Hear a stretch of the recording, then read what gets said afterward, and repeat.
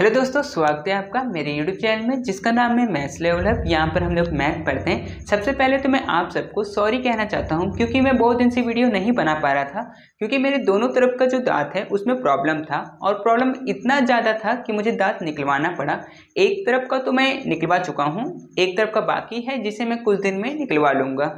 अभी मैं आप लोग के लिए वीडियो बना देता हूँ 5 से 7 डेज, और 7 डेज के बाद में ये वाला दांत को मुझे निकलवाना पड़ेगा क्योंकि बहुत दर्द कर रहा है, कभी भी दर्द स्टार्ट हो जाता है इसीलिए। ठीक है, तो कोई बात नहीं, मैं अभी तो आप लोग के लिए वीडियो बना देता हूँ। ठीक है, तो मैं स्टार्ट किया हुआ था सेट थ्योरी, और इस सेट थ्योरी का 8.2 वीडियो नंबर है। इससे पहले इस चैप्टर का एक वीडियो और बन चुका है, अगर आप लोगों ने नहीं देखा है तो डिस्क्रिप्शन में मैं उसका लिंक दे दूंगा, आप वहाँ जाके देख लीजिएगा। ठीक है, तो चलिए स्टार्ट करते हैं हम लोग। देखिए यहाँ पर हम लोग स्टार्ट कर रहे हैं एक्सरसाइज 8B 8A। पिछले वीडियो में कंप्लीट हो चुका है, लेकिन इसमें पहले मुझे आपको थ्योरी समझाना पड़ेगा। अगर आप थ्योरी समझ लीजिएगा तो आपसे क्वेश्चन जो 8B का है वो आपसे इजीली बन जाएगा। ठीक है, और बहुत इजी है, ये 1 मार्क्स में पूछ भी लिया जाता है, तो इसीलिए आप इसको समझने का कोशिश करिएगा, बहुत इजी है। ठीक है, तो चलिए एक एक करके मैं स्टार्ट करता हूँ। देखिए सबसे पहले फिनाइट सेट। फिनाइट सेट कहते किसे है? देखिए फिनाइट सेट ऐसे सेट होते हैं जिसमें हम लोग ये काउंट कर सकते हैं कि इस सेट में कितने नंबर्स ऑफ एलिमेंट है या मेंबर है। जैसे कि मान लीजिए मैं एक सेट लेता हूं कि A कोई एक सेट है जिसमें मैं 5 और 7 ये लिख दिया हूं। ठीक है, अब इसमें मैं काउंट करके बता सकता हूं कि इसके अंदर में कितने नंबर्स ऑफ एलिमेंट है, 1 और 2, 2 नंबर्स ऑफ एलिमेंट है। मैं कोई और सेट ले लेता हूं, मान लेते हैं कोई सेट है B, उसमें 3 4 5 6 7 ऐसे करके मैंने नंबर ले लिया। ठीक है, अब इसमें भी मैं काउंट कर सकता हूं कि कितने नंबर्स ऑफ एलिमेंट है, या फिर एलिमेंट कहिए या मेंबर कहिए, दोनों सेम है। ठीक है, तो 1 2 3 4 5 इसमें कितने नंबर्स ऑफ एलिमेंट है, 5। तो अगर आप काउंट कर सकते हैं तो वो आपका फिनाइट सेट होगा, और अगर आप काउंट नहीं कर सकते हैं तो वो आपका इनफिनाइट सेट होगा। जैसे कि मान लेते कोई एक सेट है A और उसमें बहुत सारे नंबर्स है, जैसे कि 1 2 3 4 5, और इस तरह से ये आगे बढ़ते जा रहा है, तो हम लोग इसको काउंट नहीं कर सकते हैं। तो इस टाइप के सेट को हम लोग इनफिनाइट सेट कहते हैं। ठीक है, तो आपको समझ में आया होगा कि अगर आप काउंट कर सकते हैं तो फिनाइट सेट, और अगर काउंट नहीं कर सकते हैं तो इनफिनाइट सेट हो जाएगा। ठीक है, तो आपको ये समझ में आया होगा। चलिए थर्ड नंबर को समझते हैं। थर्ड नंबर कह रहा है सिंगलटन सेट। नाम में ही पता चल रहा है कि सिंगल है ना, सिंगल। तो सिंगलटन सेट उसे कहते हैं जिस सेट में सिर्फ एक सिंगल एलिमेंट होता है। जैसे कि मान लीजिए कि यहाँ पर 7, ठीक है, 7 ये एक ही एलिमेंट है, इसके अंदर मान लेते हैं कोई है 3। ठीक है, तो ऐसे सेट जिसमें हम लोग काउंट कर सकते हैं कि इसमें नंबर्स ऑफ मेंबर सिर्फ 1 है, ठीक है, तो उसको सिंगलटन सेट कहेंगे। ठीक है, अब पेयर सेट, इसमें भी नाम से पता चल रहा है कि पेयर, पेयर मतलब होता है 2। तो अगर कोई सेट ऐसा है कि जिसमें 2 और 3, ठीक है, 2 सेट है, 2 एलिमेंट है 1 और 2, और एग्जांपल लेते हैं कि A कोई सेट है जिसमें 5 और 7, ठीक है, ये 2 एलिमेंट है।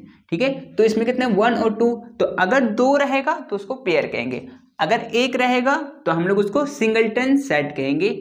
अगर हम लोग काउंट कर सकते हैं तो फिनाइट सेट कहेंगे, अगर हम लोग काउंट नहीं कर सकते हैं तो इनफिनाइट सेट कहेंगे। ठीक है, तो आपको समझ में आया होगा। चलिए उसके बाद इधर भी कुछ डेफिनेशन हम लोग को करना है। तो ये क्या है, नल और एम्प्टी सेट। देखिए कभी कभी क्वेश्चन में लिखा हुआ आता है कि नल सेट कौन कौन से होते हैं, और कभी लिखा हुआ आता है एम्प्टी सेट। दोनों का नाम अलग है लेकिन जो समझना है वो एक ही चीज है। ठीक है, दोनों एक ही चीज है। अब क्या है, देखिए नल सेट होता है कि कोई सेट है जिसके अंदर में कुछ भी नहीं है। ठीक है, जैसे कि इस सेट में, ये एक सेट है मान लेते A, और इस सेट में कुछ भी नहीं है। ठीक है, तो आप इसको कह सकते हैं नल सेट। इसको 2 तरह से हम लोग रिप्रेजेंट करते हैं, या तो आप ब्रैकेट खाली छोड़ दीजिए, उसके अंदर कुछ मत लिखिए, या फिर आप उसको फाई से डिनोट कर सकते हैं। देखिए ये फाई है, ठीक है, ऐसे गोल करके आप इसको काट सकते हैं तो ये फाई हो जाएगा। तो अगर कभी आपसे पूछे कि नल सेट को या फिर एम्प्टी सेट को हम लोग कैसे डिनोट करते हैं, तो यही दो तरीका है, आप इन दो तरीका से इसको रिप्रेजेंट कर सकते हैं। आप ऐसा भी नहीं कर सकते कि जैसे कि मान लीजिए आपको कुछ नहीं लिखना है तो आप इसको 0 अंदर लिख दिए तो ये नल सेट हो गया, ऐसा नहीं है, क्योंकि 0 भी एक एलिमेंट ही कहलाएगा, ठीक है। तो इसीलिए अगर आपको नल सेट लिखना है इसका मतलब इसके अंदर में कुछ भी नहीं होगा, सिर्फ ये दो तरीका होगा और कोई भी नहीं, ठीक है। चलो, तो आपको समझ में आया होगा।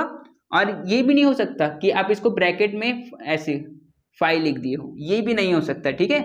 इसको आप ब्रैकेट में भी नहीं लिख सकते, इसको सिंगल लिखना पड़ेगा आपको, ठीक है। चलो, उसके बाद इक्वल सेट। इक्वल सेट का मतलब कि मान लीजिए दो सेट है ए और बी, ठीक है। इन दोनों के अंदर मान लीजिए इसके अंदर पी क्यू आर और इसके अंदर आर पी क्यू, ठीक है, ये है। अब देखिए दोनों में जो नंबर्स ऑफ एलिमेंट है वो भी 3 है, 1 2 3, और इसमें भी 1 2 3, और इसमें भी P है, इसमें भी P है, इसमें Q है, इसमें भी Q है, इसमें R है और इसमें भी R है। मतलब अंदर में जो नंबर्स ऑफ एलिमेंट है वो भी सेम है और जो अंदर में है वो भी सेम है, दोनों सेम है, तो उसको हम लोग इक्वल सेट कहेंगे। और एक चीज और आता है इक्विवेलेंट सेट। ये क्या होता है? ये भी सेम ऐसा ही होता है। मान लेते A कोई सेट है और B भी कोई सेट है। अब इसमें क्या है? इसमें है A B C और इसमें है P Q R, ठीक है। देखिए इक्विवेलेंट सेट में क्या अलग होता है कि इसमें नंबर्स ऑफ एलिमेंट सेम होता है, जैसे कि इसमें भी 3 है, 1 2 3, और इसमें भी 3 है, लेकिन अंदर में क्या है वो अलग होता है, ठीक है। जैसे कि इसमें ABC है लेकिन इसमें तो ABC नहीं है, तो इसीलिए नंबर्स ऑफ एलिमेंट अगर सेम है तो वो इक्विवेलेंट सेट होगा। लेकिन अगर इक्वल सेट है तो उसमें नंबर्स ऑफ एलिमेंट भी सेम होगा और उसके अंदर में जो मेंबर्स है, जो एलिमेंट है, वो भी सेम होगा, ठीक है। तो आपको ये 7 समझ में आ गया होगा। इसके बाद कुछ और थ्योरी है, वो भी मैं पहले लिख लेता हूँ, फिर समझा दूंगा आपको, ठीक है। आप लोग पहले इसको लिख लीजिए। तो चलिए हम लोग अब समझते हैं सबसेट कहते किसे है। तो if A and B are two set, हम लोग पास दो सेट है, सेट A और set B, such that all element of set A are also in set B। Set A में जो एलिमेंट है वही सेम सेट B में भी वही एलिमेंट है। अगर ऐसा है then set A is called the subset of set B।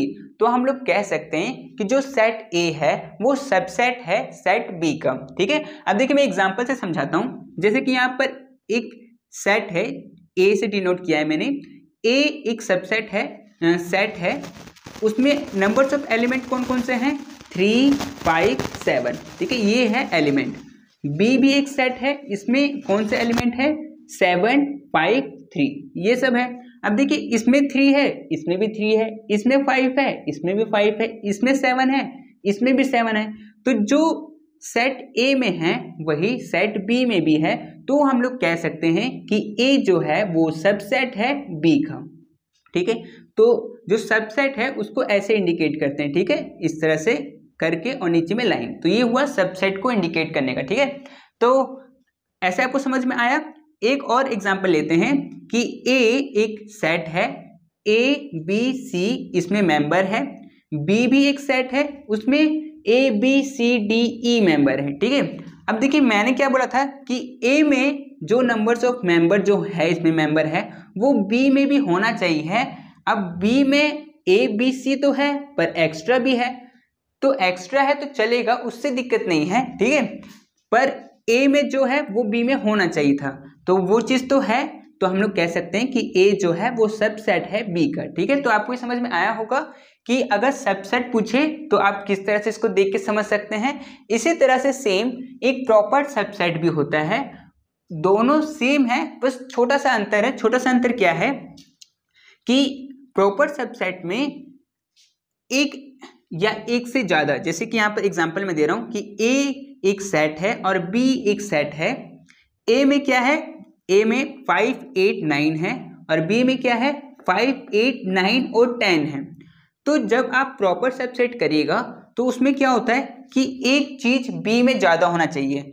ए में जो है 5, 8, 9 वो बी में भी है 5, 8, 9, पर बी में क्या है एक या एक से ज्यादा हो भी सकता है एक्स्ट्रा में। जैसे कि यहाँ पर 10 एक्स्ट्रा है, हो सकता 10, 11, 12 भी लिखा होता तो भी कोई दिक्कत नहीं था। समझना बस इतना था कि ए में जो चीज है वो बी में है कि नहीं है, ठीक है। और एक अगर एक्स्ट्रा है या एक से ज्यादा कोई एक्स्ट्रा है तो चलेगा, तो हम लोग उसको क्या कहेंगे, उसको प्रॉपर सबसेट कहेंगे और उसको इंडिकेट करते हैं ए प्रॉपर सबसेट ऑफ बी, ऐसे करके, ठीक है। तो आपको समझ में आया होगा कि दोनों में अंतर क्या है। इसमें जरूरी नहीं है कि एक एक्स्ट्रा हो, जैसे कि यहाँ पर एक्स्ट्रा नहीं था, पूरा पूरा सेम था, तो हम लोग इसको क्या कहे, सबसेट कहे। और अगर एक्स्ट्रा था तो भी हम लोग सबसेट कहे। लेकिन प्रॉपर सबसेट में एक या एक से ज़्यादा एक्स्ट्रा हो सकता है, लेकिन ए में जो है वो बी में भी होना चाहिए, ठीक है। तो आपको समझ में आ गया होगा, इसको ऐसे इंडिकेट करते हैं, सिर्फ ऐसे बना के, ठीक है। तो आपको समझ में आया होगा। चलो अब समझते हैं 10 number superset. Superset किसे कहते हैं, ठीक है। देखिए if A is subset of set B, अगर देखिए मैं यहाँ से समझा देता हूँ, ठीक है, ये सब एक दूसरे से लिंक है। तो ए जो है वो बी का सबसेट है, अगर ऐसा है, if A is subset of set B, A जो है वो बी का सबसेट अगर है, then set B is called super set of set A. तो हम लोग इसे कह सकते हैं, देखो इसको इंडिकेट कैसे करते हैं वो भी मैं बता देता हूं आपको।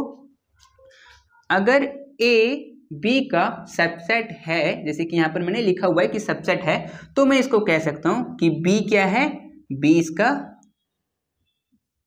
इसका सुपर सेट है, ठीक है। इसको ऐसे इंडिकेट करते हैं, ठीक है, ऐसे।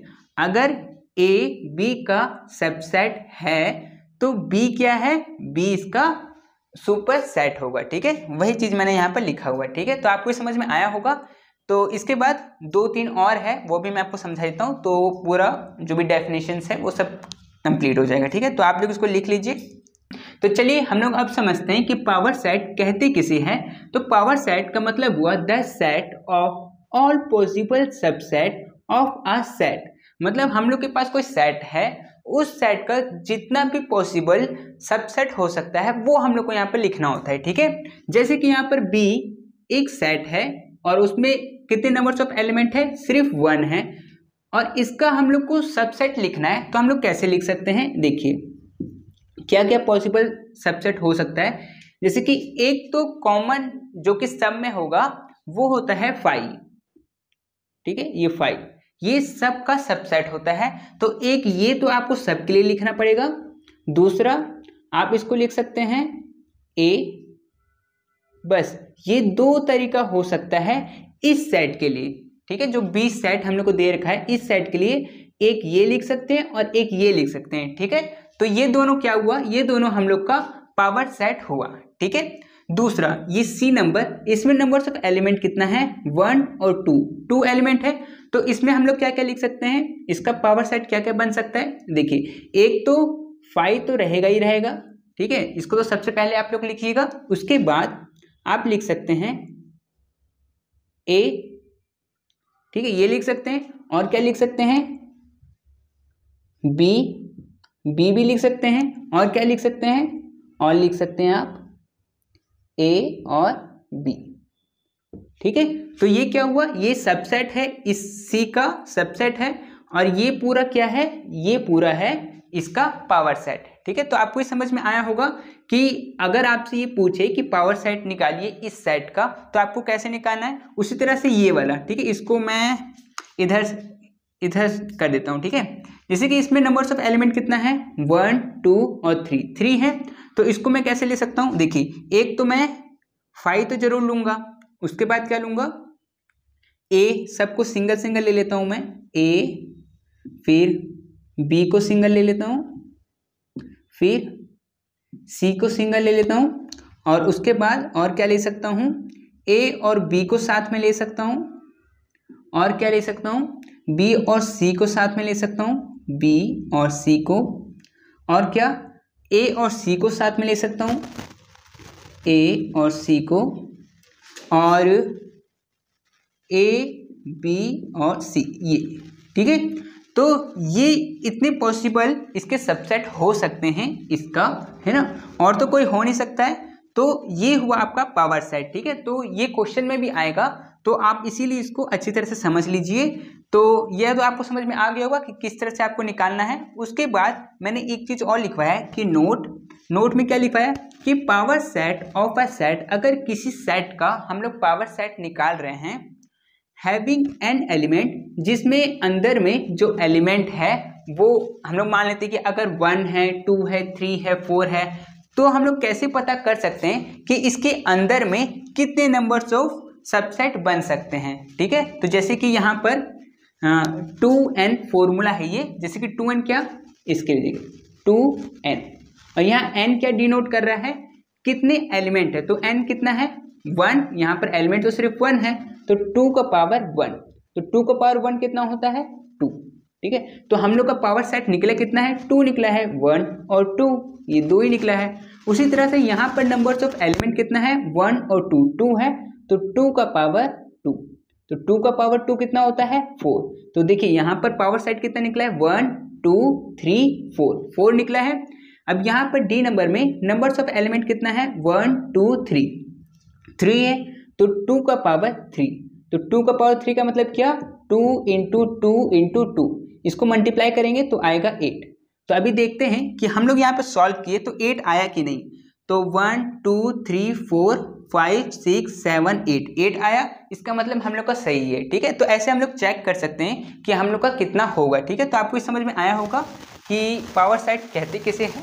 चलो उसके बाद हम लोग पढ़ते हैं कि डिसजॉइंट सेट किसे कहते हैं। तो डिसजॉइंट सेट कहते हैं two set A and B, दो सेट हम लोग को दिया हुआ है ए और B, are said to be disjoint set, उसको हम लोग डिसजॉइंट सेट जब कहेंगे if there is no common element, अगर दोनों के बीच में कोई भी कॉमन एलिमेंट नहीं है, जैसे कि कुछ भी सेम नहीं है, जैसे कि यहाँ पर ए और बी दो सेट है, इसमें 2 3 4 है, लेकिन इसमें क्या है 7 8 9, तो दोनों में कुछ भी सेम नहीं है, तो इसीलिए हम लोग इसको डिसजॉइंट सेट कहेंगे, ठीक है। तो ये जो है वो एक्सरसाइज 8C में ये वाला है ए इंटरसेक्शन, ये जो देख रहे हैं ना आप लोग साइन, ये वाला आपको 8C में पढ़ना है। लेकिन इसका मतलब होता है कि ए और बी में जो भी कॉमन है वो लिखिए। तो जब मैंने ए और बी में कॉमन देखा तो उनमें तो कुछ सेम था ही नहीं, इसीलिए मैं इसको खाली छोड़ सकता हूँ, या फिर मैं इसको 5 से डिनोट कर सकता हूँ, ठीक है। तो डिसजॉइंट सेट जिसे कहते हैं हम लोग कि अगर दो सेट दिया हुआ है, दोनों के बीच में अगर कुछ भी कॉमन नहीं है तो उसको हम लोग डिसजॉइंट सेट कहेंगे, ठीक है। तो आपको ये समझ में आया होगा। चलिए उसके बाद 30 number universal set. Universal set किसे कहते हैं, अच्छा रुकिए मैं इसको मिटा लेता हूँ पहले, ठीक है, ठीक है। तो यूनिवर्सल सेट हम लोग कहते हैं, जैसे कि मान लेते हैं कि कोई सेट है चलो ए कोई सेट है और इसमें नंबर्स ऑफ एलिमेंट है 2 3 और 4, ठीक है, ये है। और बी भी कोई एक सेट है जिसमें है 3 4 5 6, ठीक है, ये है। और सी भी कोई एक सेट है जिसमें नंबर्स ऑफ एलिमेंट है 5 6 7, बस इतना ही है, ठीक है, मान लेते ये है, ठीक है। तो अगर हम लोग को इसका यूनिवर्सल सेट निकालना है तो हम लोग डायरेक्ट क्या कर सकते हैं, U इक्वल टू, और जितने भी नंबर्स है ए में बी में और सी में, देखिए कुछ भी चीज़ डबल डबल नहीं आना चाहिए, ठीक है। तो जैसे कि 2 3 4 5 6 7, तो मैं यहाँ पर लिख सकता हूँ 2 3 4 5 6 7, ठीक है। तो ए बी सी का यूनिवर्सल सेट ये हुआ, ठीक है, ये। तो अगर ए बी सी में जो भी एलिमेंट है वो यूनिवर्सल सेट में है, ऐसे करके हम लोग लिख रहे हैं, तो अगर है तो उसको हम लोग यूनिवर्सल सेट कहेंगे, ठीक है। तो आपको समझ में आ गया होगा जो भी मैंने थ्योरी आपको यहाँ पर करवाया है। तो इसके बाद मैं एक्सरसाइज 8B के क्वेश्चंस को स्टार्ट करूँगा। तो अगर आपको इस समझने में कुछ भी दिक्कत हुआ है तो एक बार और आप इसको देख लीजिए। अगर आप इसको समझ लीजिएगा ना, जितने भी मैंने 13 मैंने थ्योरी करवाया है उसको अगर आप समझ लीजिएगा तो जो मैं आप क्वेश्चन करवाने वाला हूँ वो आपसे ईजिली बन जाएगा, ठीक है। तो आप लोग लिखना चाहते हैं तो लिख लीजिए इसको। तो चलिए अब हम लोग एक्सरसाइज 8B को करते हैं। एक्सरसाइज 8B का जो फर्स्ट क्वेश्चन है उसमें कह रहा है which of the flowing set is finite set. इसमें से कौन सा ऐसा सेट है जो फिनाइट सेट है। फिनाइट सेट के बारे में मैंने अभी थ्योरी में बताया है कि फिनाइट सेट उसे कहते हैं जिस सेट में हम लोग ये काउंट कर सकते हैं कि इस सेट में कितने नंबर्स ऑफ एलिमेंट है ना। जैसे कि मान लीजिए कि ये एक सेट है, ठीक है, और इसमें मैं लिख दिया हूँ कुछ भी 2 4 6 ऐसे करके मैंने लिख दिया। तो इसमें मैं काउंट कर सकता हूँ कि 1 2 3 नंबर्स ऑफ एलिमेंट है, ठीक है। तो इसको मैं काउंट कर सकता हूँ, इसीलिए मैं इसको कह सकता हूँ कि ये फिनाइट सेट है। अगर मैं काउंट नहीं कर पाता, मतलब ये डॉट डॉट डॉट ऐसे करके बहुत लंबा जाता, बहुत आगे तक जाता, तो मैं इसको काउंट नहीं कर सकता था, तो मैं इसको कह सकता था कि ये इनफिनाइट सेट है, ठीक है। तो इसमें से हम लोग को बताना है कि कौन कौन सा ऐसा है जो फिनाइट है जिसको हम लोग काउंट कर सकते हैं। जैसे कि यहाँ पर फर्स्ट पूछा गया है set of people living on the earth में जितने भी लोग रहते हैं उसको बताना है। तो वो तो हम लोग काउंट कर सकते हैं कि अर्थ में कितने लोग रहते हैं, तो इसीलिए ये कौन सा होगा, ये फिनाइट सेट होगा, ठीक है। ये हो गया फिनाइट सेट, ठीक है। सेकंड नंबर पूछ रहा है कि x such that x is even integer. अब देखिए इवन इंटीजर, इवन नंबर कौन से होते हैं, 2 4 6 8 ऐसे करके ये आगे तक जाते रहते हैं। तो इवन नंबर तो हम लोग इवन इंटीजर कह लीजिए या फिर इवन नंबर कह लीजिए, ये तो जब तक खत्म नहीं होगा, जब तक ये आगे चलता ही रहेगा, ये खत्म होता ही नहीं है, तो इसीलिए ये इनफिनाइट हो जाएगा। या फिर इनफिनाइट लिख लीजिए, या फिर आप लिख सकते हैं नॉट फिनाइट, ठीक है। तो ये आपको समझ में आया होगा, क्योंकि हम लोग इसको काउंट नहीं कर सकते थे, इसीलिए मैंने इनफिनाइट लिखा, या फिर आप नॉट फिनाइट भी लिख सकते हैं, ठीक है। थर्ड नंबर कह रहा है set of positive integer less than 50 से कम जितने भी पॉजिटिव इंटीजर है उसको हम लोग को लिखना है, ठीक है। तो पॉजिटिव इंटीजर को तो हम लोग काउंट कर सकते हैं जो कि 50 से कम है। पॉजिटिव कहाँ से स्टार्ट होगा, 0 1 2 3 4 5 और यहाँ से लेके 49 तक हम लोग ले सकते हैं, है ना। तो ये तो काउंट हो जाएगा, तो इसीलिए इसको हम लोग कहेंगे फिनाइट सेट, ठीक है। चलो लास्ट वाला क्या कह रहा है, 4 number set of those line which moves through a certain point. एक पॉइंट से कितना लाइन जा सकता है, तो यहाँ पर 1 2 3 मतलब बहुत सारा लाइन हम लोग ड्रॉ कर सकते हैं एक ही पॉइंट से। तो यहाँ पर एक पॉइंट है, इससे हम लोग बहुत सारा लाइन खींच सकते हैं, है ना। तो इसका क्या हो जाएगा, इनफिनाइट, मतलब बहुत सारा खींच सकते हैं, इसको हम लोग काउंट नहीं कर सकते। तो इनफिनाइट आप लिख सकते हैं या फिर आप नॉट फिनाइट लिख सकते हैं, ठीक है। तो आपको समझ में आया होगा कि इस क्वेश्चन में क्या पूछा था। चलिए इसके बाद क्वेश्चन नंबर 2 को देखते हैं। क्वेश्चन नंबर 2 में पूछा गया है which is null set in the following. ये 2 क्वेश्चन दिया हुआ है, इन दोनों क्वेश्चन में हम लोग को ये देखना है कि इन दोनों में से कौन सा नल सेट है। देखिए मैंने अभी थ्योरी में आपको बताया है कि नल सेट, एम्प्टी सेट, ये दोनों जो सेट है वो सेम है। मतलब नल सेट का मतलब होता है कि जो हम लोग का सेट है उसके अंदर में कोई भी एलिमेंट नहीं होना, ठीक है। तो आप इसको कैसे कैसे इंडिकेट कर सकते हैं, 2 तरीका मैंने बताया था, या तो फिर आप इसको ऐसे करके इंडिकेट कर सकते हैं, या फिर आप इसको फाई इस तरह से आप इसको दे सकते हैं, ठीक है। या फिर ये तरीका या फिर ये तरीका, ठीक है। इन दोनों को छोड़ के कोई भी नहीं होना चाहिए, ठीक है। जैसे कि यहाँ पर मैं देख रहा हूं कि फर्स्ट नंबर है 0, तो ये वाला नहीं हो सकता। इस सेट में एक नंबर्स ऑफ एलिमेंट है, कौन सा, 0 भी एक एलिमेंट है, इसीलिए ये भी नहीं हो सकता। रहना चाहिए था तो खाली रहना चाहिए था, मतलब 0 यहाँ पर नहीं रहता तो हम लोग कह सकते थे हाँ ये नल सेट है, लेकिन इसमें 0 है इसी वजह से इसको नहीं कह सकते, ठीक है। अब देखिए यहाँ पर 5 दे रखा है, लेकिन 5 में यहाँ पर मतलब वो 5 कहाँ पर है, सेट के अंदर में है ना, तो इसीलिए ये भी नहीं हो सकता। देखिए ये हो सकता है, जैसे कि मैंने बताया, या फिर ये, तो ये वाला 5 करेक्ट होगा, तो आप ये दे सकते हैं, ठीक है। आपके क्वेश्चन में अगर सिर्फ ये आता, सिर्फ ये रहता, तो आप इसको भी दे सकते थे, ठीक है, टिक कर सकते थे इसमें भी। तो आपको समझ में आया होगा कि इसका 4 नंबर होगा। तो चलिए अब हम लोग बी नंबर करते हैं। बी में क्या पूछा गया है कि ए क्या है, X such that X is positive undivisible even integer. इसमें पूछा गया है कि एक ऐसा इंटीजर लेना है जो कि पॉजिटिव भी होना चाहिए, इवन भी होना चाहिए और वो अनडिविजिबल भी होना चाहिए, किसी से डिवाइड भी नहीं होना चाहिए। तो ऐसा कोई है क्या? देखिए है, कौन सा नंबर है? वो 2। 2 क्या है? 2 एक इंटीजर भी है, इवन नंबर भी है और पॉजिटिव भी है और अनडिविजिबल भी है। कैसे?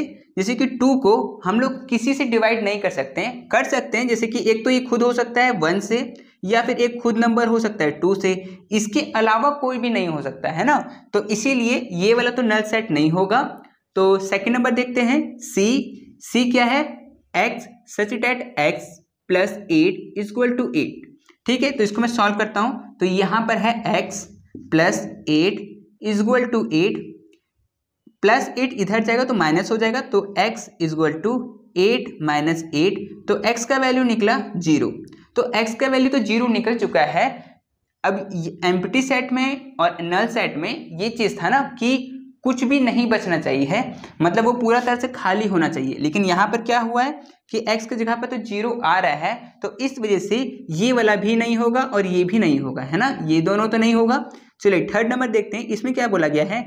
D एक सेट है x such that x does not equal to x, x के ही बराबर नहीं है और x क्या है? x रियल नंबर है। रियल नंबर कौन से नंबर्स होते हैं? मतलब जो भी हम लोग पढ़ते हैं ना, whole number, natural number, integers और रैशनल नंबर, इरेशनल, सब जितने भी नंबर है सब रियल नंबर में ही आते हैं। तो यहाँ पर क्या है कि x के ही बराबर नहीं है और x क्या है? x रियल नंबर है। इसका मतलब कि x में कुछ तो बचा ही नहीं, क्योंकि x तो x के बराबर ही नहीं है। अगर बराबर होता तो इन्फिनाइट होता, मतलब हम लोग काउंट कर ही नहीं सकते थे, रियल नंबर बहुत सारे होते हैं। लेकिन यहाँ x के बराबर ही नहीं है, इसीलिए x के पास कुछ भी नहीं है। ठीक है, x के पास मतलब कुछ नहीं है, मतलब x का अगला अगर हम लोग सेट बनाएंगे तो उसके अंदर में हम लोग कुछ भी नहीं लिख पाएंगे। तो इसीलिए इसका आंसर ये थर्ड नंबर हो जाएगा। ठीक है, तो आपको समझ में आया होगा कि कैसे मैंने इसको सॉल्व किया। तो आप लोग इसको लिख लीजिए, फिर आगे वाले क्वेश्चन को मैं करवा देता हूँ। ठीक है।